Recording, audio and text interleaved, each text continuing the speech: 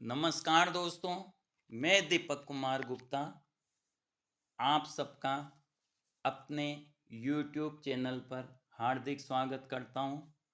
आज हम आपके लिए लेकर के आए हैं BSTC टेस्ट पेपर DELED परीक्षा जो 30 जून 2024 को आयोजित होने वाली है।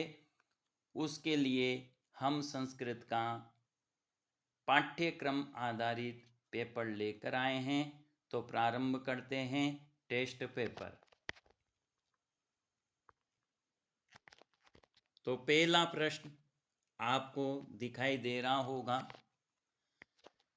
पहला प्रश्न है, क्री धातु लोट लकार उत्तम पुरुषे एक वचने रूपम अस्ति। कौन सी धातु? क्री धातु। क्री करने अर्थ में होती है, क्री करने। और आपसे पूछा गया है, सबसे पहले देखेंगे लकार कौन सा पूछा है। तो लकार पूछा है लोट लकार, पुरुष पूछा है उत्तम पुरुष, और वचन पूछा है एक वचन। इन सबको ध्यान में रखते हुए विकल्प देखेंगे। तो पहला विकल्प है करोतु। तो करोतु तो लोट लकार उत्तम पुरुष एक वचन है। फिर उसके बाद है कुरु, ये भी नहीं हो सकता। करोतु कुरुताम कुर्वन्तु कुरु, ये मध्यम पुरुष एक वचन है। फिर है करवाणी,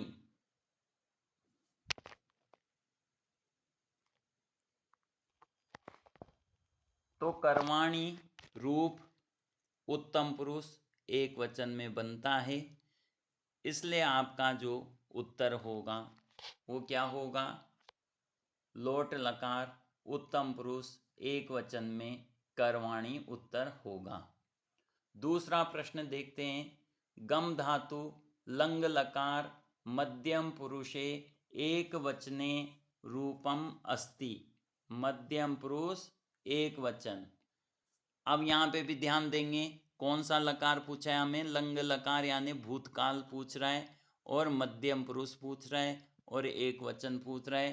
तो अगच्छत एक वचन है, लेकिन ये प्रथम पुरुष है। अगच्छः, अगच्छम, फिर अगच्छम बिना हलंत वाला। तो कौन सा रूप होगा? फटाफट बताएं। अगच्छः, अगच्छ रूप सही होगा।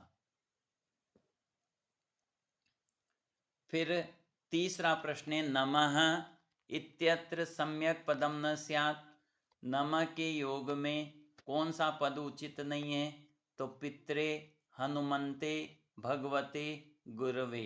तो आप सबको पता है नमः के योग में चतुर्थी विभक्ति होती है। पित्रे में चतुर्थी है, भगवते में है, गुरवे में है। हनुमंते में जो चतुर्थी है वो गलत लिखी हुई है। हनुमंते हनुमत शब्द है, चतुर्थी में होगा हनुमते नमः। इसलिए इसमें हनुमंते होने से ये अशुद्ध होगा, गलत होगा। तो तीसरे प्रश्न का विकल्प है ख। चौथा प्रश्न, रिक्त स्थान है, रीते न मुक्ति। रीते ने होता है बिना, और रीते के योग में कौन सी विभक्ति होती है? पंचमी विभक्ति होती है। ध्यान रखना, यदि रीते शब्द का प्रयोग किया गया है तो पंचमी विभक्ति होगी, इसलिए ज्ञानात रीते न मुक्ति। फिर इसके बाद प्रश्न है, नृप धनम ददाति। राजा धन देता है, किसको देता है? तो जिसको देते हैं उसे क्या कहते हैं? संप्रदान कहते हैं। सम्यक प्रदीयते इति संप्रदानम, और संप्रदान में चतुर्थी विभक्ति होती है, इसलिए विप्राय उत्तर होगा। छठा प्रश्न है, असंगतम विकल्पम चिन्हवन्तु। असंगत विकल्प चुनो। कृष्णश्रित तत्पुरुष, नीलोत्पलम कर्मधारे, कंठे काल बहुव्रीहि, पंचगंगम दिगु। तो यहाँ पर कृष्णश्रित में तत्पुरुष समास है, नीलोत्पलम में कर्मधारे समास है, कंठे काल में बहुव्रीहि समास है, और पंचगंगम में दिगु समास नहीं है, इसलिए ये असंगत विकल्प है। पंचगंगम में कौन सा समास होता है? अव्ययी भाव समास होता है। ठीक है। फिर छठा 7वां प्रश्न है चंद्र इव मुखम यस्या सा इति, चंद्रमा के समाने मुख जिसका वह क्या कहलाती है? तो चंद्रमुखी। यस्या सा स्त्रीलिंग है ना, चंद्रमुखी। कत्वा प्रत्यांतस्य सम्यक उदाहरणम न स्यात्, कत्वा प्रत्यय का सम्यक सही उदाहरण नहीं है। पठित्वा, पचित्वा, आरब्धवा और लब्धवा। तो ध्यान देंगे, पठित्वा सही है, आरब्धवा सही है, लब्धवा सही है। पठ धातु से पठित्वा बनेगा, रब धातु से आरब्धवा बनेगा और लब से लब्धवा बनेगा। लेकिन पच धातु से क्या बनता है? पक्तवा बनता है। क्या बनता है? पक्तवा, पका करके। इसलिए पचित्वा रूप सही नहीं है। अब इसके आगे बढ़ते हैं। हन धातु क्षत्रिय प्रत्यय इतिशात, हन धातु से क्षत्रिय प्रत्यय करने पर कौन सा रूप बनेगा? हनन, घनन, घातक, हत। तो घातक में णउल प्रत्यय हन धातु से और हत में कत प्रत्यय है। अब दो विकल्प बचे, हनन और घनन। तो ध्यान रखेंगे हन धातु से क्या बनेगा? घनन रूप बनेगा, घनन मारते हुए। वर्तमान काल में क्षत्रिय प्रत्यय होता है क्रिया की निरंतरता को प्रकट करने के लिए क्षत्रिय शानच। ल्यप प्रत्यांतस्य सम्यक उदाहरणम न स्यात्, ल्यप प्रत्यय का सम्यक उदाहरण नहीं है। तो ध्यान रखिए जहाँ पे बाद में यह हो और पूर्व में उपसर्ग हो, करके अर्थ प्रकट हो रहा हो, तो वहाँ ल्यप प्रत्यय होता है। जैसे आदित्य पढ़ करके अधिधन इंगधन ल्यप, विहस्य हंस करके, निवेद्य निवेदन करके। तो हस धातु से विहस्य बना और विद धातु से निवेद्य बना और नम धातु से प्रणम्य बनता है। क्या बनता है? प्रणम्य बनता। जबकि यहाँ क्या दिया? प्रणम्य। इसलिए ये उदाहरण सही नहीं है, प्रणम्य उत्तर होगा। दीर्घ स्वर न स्यात्, दीर्घ स्वर नहीं है। ई, उ, री, लृ। तो लृ का दीर्घ नहीं होता है। अघोष न स्यात्। अगला प्रश्न है अघोष न स्यात्। 12 नंबर का प्रश्न देखेंगे। अघोष न स्यात्, अघोष वर्ण नहीं है। तो कौन सा वर्ण अघोष नहीं है? बताओ। क, ख, श, र। तो र वर्ण अघोष नहीं है। ठीक है, ये घोष या सघोष है। फिर 13 नंबर पे प्रश्न आता है श इत्यस्य उच्चारण स्थानम भवति श ईचु यशानाम तालु। तो तालु उच्चारण स्थान है इसका। फिर 14 नंबर पे प्रश्न है न इत्यस्य उच्चारण स्थानम भवति, न इसका उच्चारण स्थान है। तो लृतु लसानाम दंता होता है और यह मंगणानाम नासिका भी होता है। तो तथ ददन दंता होगा और नासिका होगा। इसलिए ध्यान रखना, वर्ग का पंचम उच्चारण यदि पूछा जाए तो उच्चारण स्थान प्लस नासिका उत्तर होगा। तो ग विकल्प सही होगा। कंठे वर्ण न स्यात्। अब यहाँ पे दे रखा है कि कौन सा वर्ण कंठे नहीं है, कंठ से उच्चारित नहीं होता। तो कौन कौन से वर्ण होते हैं? अ, कु, ह, विसर्जनीयानाम कंठ। इसलिए विकल्प क्या होगा? ग उत्तर होगा। ई कंठे वर्ण नहीं है, यह तालव्य वर्ण है। क इति न स्यात्, क वर्ण नहीं है। श्वास, अल्प प्राण, अघोष, महाप्राण। तो ध्यान रखेंगे महाप्राण नहीं है। क्या उत्तर होगा? महाप्राण। ऐसे प्रश्नों के उत्तर जानने के लिए आप हमारे YouTube पर वर्ण विचार का वीडियो देखें तो समझ में आएगा कि श्वास, विवार, अघोष, ये अल्प प्राण, महाप्राण ये क्या है, इनको कैसे याद करें। इसके बाद महेश्वर सूत्रानुसार, तो ये मिसप्रिंट हो रहा है, माहेश्वर होता है, महेश्वर शब्द से। माहेश्वर सूत्रानुसारम सम्यक क्रम स्यात्। माहेश्वर सूत्र के अनुसार सम्यक क्रम है य म ङ ण न। ये वर्ग का पंचम अक्षर का क्रम है, तो क ही ऑप्शन राइट है। 18 नंबर पे प्रश्न है निर उपसर्गस्य सम्यक पदम न स्यात्। निर उपसर्ग का सम्यक पद नहीं है। निर्जन, निरोग, नीरस, नीरव। तो ध्यान देंगे निरोग, निर्धन रोग, निरोग पूर्व र का रोरी सूत्र से लोप हो जाता है और ढ्र लोपे से ढ्र लोपो पूर्व से दीर्घवर्ण से क्या हो जाता है, दीर्घादेश हो जाता है।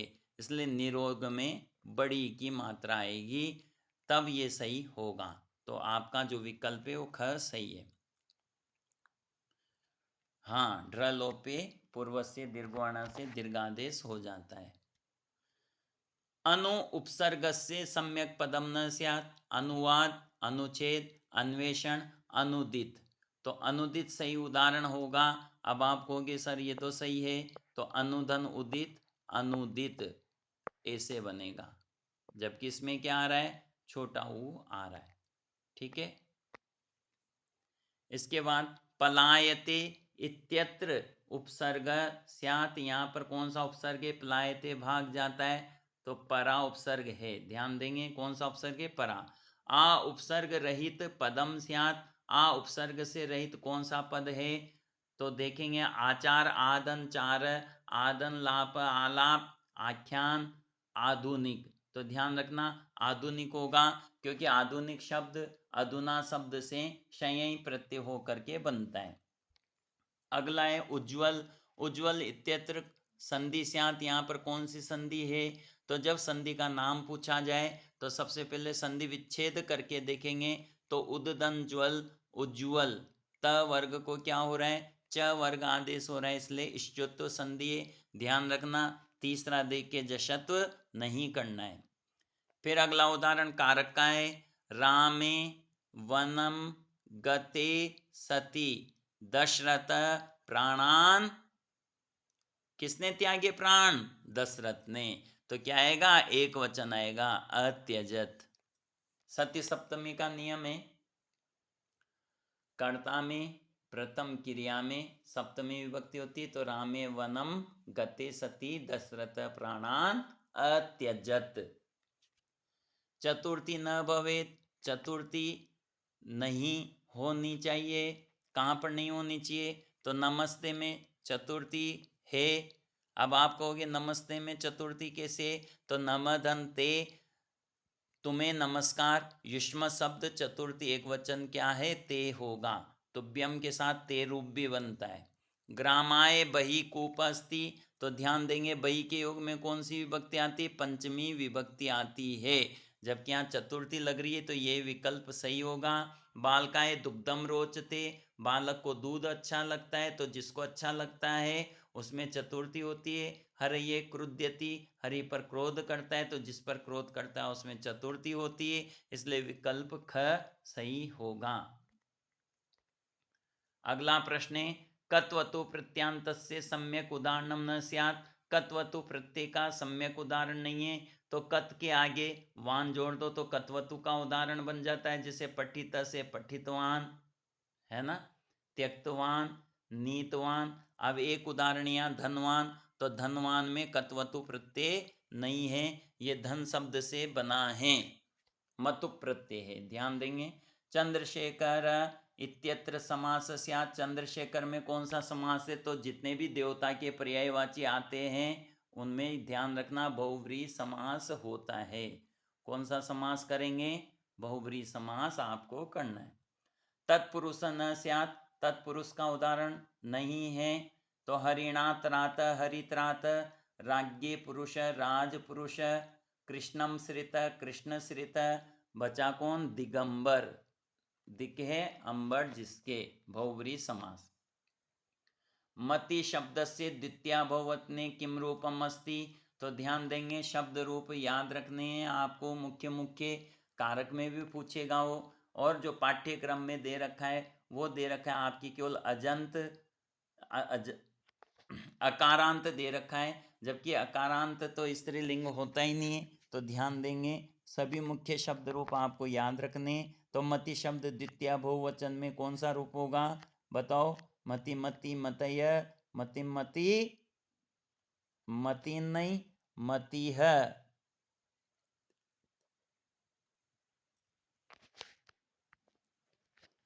ठीक है, मति है रूप, सही होगा।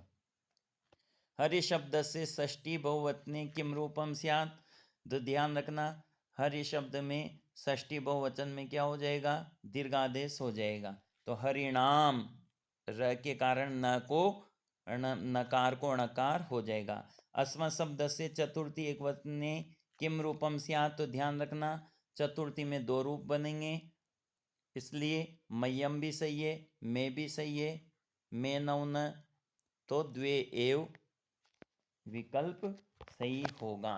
इस तरह से ये बहुत ही उपयोगी मुख्य 30 प्रश्न आपके लिए लेकर के आए हैं। आशा करते हैं यह आपकी परीक्षा की तैयारी में बहुत ही उपयोगी साबित होंगे। धन्यवाद। पुनः मिलाम। जयतु संस्कृतम, जयतु भारतम।